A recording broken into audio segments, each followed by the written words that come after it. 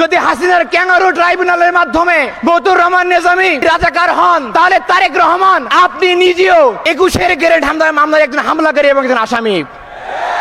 আউযু বিল্লাহি মিনাশ শাইতানির রাজিম। বিসমিল্লাহির রহমানির রহিম। একটি জাতি তখনই সামনে অগ্রসর হতে পারে সেই জাতি যখন তার শত্রু এবং মিত্রকে চিহ্নিত করে সুন্দর পরিকল্পনা গ্রহণ করতে পারে। আমরা মনে করেছি জুলাই অভ্যুত্থানের মাধ্যমে আমরা সেই কাজটি সবার আগে করতে পেরেছি। ফ্যাসিবাদী বয়ানকে পেরিয়ে, ফ্যাসিবাদী রাজনৈতিক কাঠামোকে আমরা পেরিয়ে বর্তমানে আমরা বুঝতে পেরেছি আমাদের এই ছাত্র জনতার কাঙ্ক্ষিত বাংলাদেশ তৈরিতে সামনে কারা সবচেয়ে বড় বাধা এবং কারা আমাদের শত্রু। দেশের মধ্যে তো অবশ্যই দেশের সীমানা পেরিয়ে বহির্বিশ্বে রাজনৈতিক, অর্থনৈতিক, সাংস্কৃতিক এবং ধর্মীয় গোষ্ঠীগুলোর মধ্যে কারা সংস্কার চায় এবং কারা সংস্কার চায় না, কারা গণভোট চায়, কারা জুলাই সনদ চায়, কারা জুলাইকে আঁকড়ে ধরতে চায় এবং কারা জুলাইকে গিলে ফেলতে চায়, সে পার্থক্য আমরা সবার আগে করতে পেরেছি। আমরা মনে করি এটি আমাদের সবচেয়ে বড় সফলতা।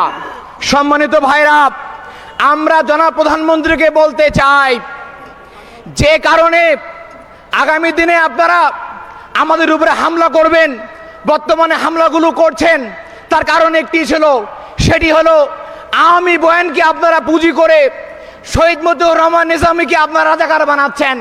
আমরা বলতে চাই, যদি হাসিনার ক্যাঙ্গারু ট্রাইব্যুনালের মাধ্যমে মতিউর রহমান নিজামী যিনি শহীদ হয়েছেন তিনি রাজাকার হন, তাহলে তারেক রহমান আপনি নিজেও 21 গ্রেড হামলার মামলায় একজন হামলাকারী এবং একজন আসামি। যদি আল্লামা সাইদি সাহেব রাজাকার হয়ে থাকেন, তাহলে জিয়া অরফানেজ ট্রাস্ট দুর্নীতি মামলায় তারেক রহমান আপনি একজন টাকা আত্মসাৎকারী এতিমদের। যদি শহীদ বীর কাশেম আলী সাহেব রাজাকার হয়ে থাকেন, তাহলে আমরা এটাও বলতে চাই, তারেক রহমান থেকে শুরু করে বিএনপি কর্মকর্তারা বিগত সময়ে অবৈধ সম্পদ তৈরি, মানি লন্ডারিং মামলা থেকে শুরু করে বিগত অসংখ্য মামলায় তারা আসামি এবং তারা এদেশে দোষী বলে আমরা সাব্যস্ত করতে চাই।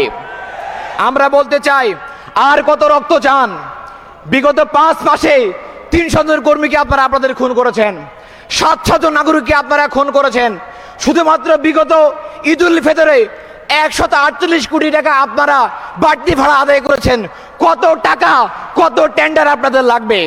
সম্মানিত উপস্থিতি, তারেক রহমানকে বলতে চাই, টোকাই ভাড়া করে মাস্তান দিয়ে জগন্নাথ কয়দিন আপনি আটকায় রাখবেন?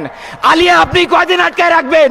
1 দিন, 2 দিন, 1 সপ্তাহ, 1 মাস, এরপরে আপনি কোথায় যাবেন?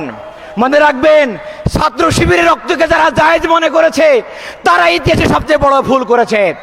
আমরা বিশ্বাস করি আপনি দোষীদেরকে সাংগঠনিক শাস্তির আওতায় নিয়ে আসবেন এবং তাদের উপরে একাডেমিক শাস্তি আপনারা বর্তাবেন। আশা করছি এর মাধ্যমে যদি আপনারা ক্যাম্পাসে শিক্ষার পরিবেশ ফিরিয়ে আনেন, ইসলামী ছাত্র শিবির আপনাদের পাশে বন্ধু হয়ে কাজ করবে ইনশাল্লাহ। আগামী দিনে একটি সুন্দর ক্যাম্পাস, সম্প্রীতির ক্যাম্পাস, একাডেমিক ক্যাম্পাস, শান্তির ক্যাম্পাস বিনির্মাণে আমরা সবাইকে পারস্পরিক বন্ধু হিসেবে কাজ করতে চাই। সেই আন্দোলনে, সেই সংগ্রামে আপনারা আমাদের সহযোগী হবেন। বাংলাদেশ জিন্দাবাদ, ইসলামী ছাত্র শিবির জিন্দাবাদ। আল্লাহ হাফেজ।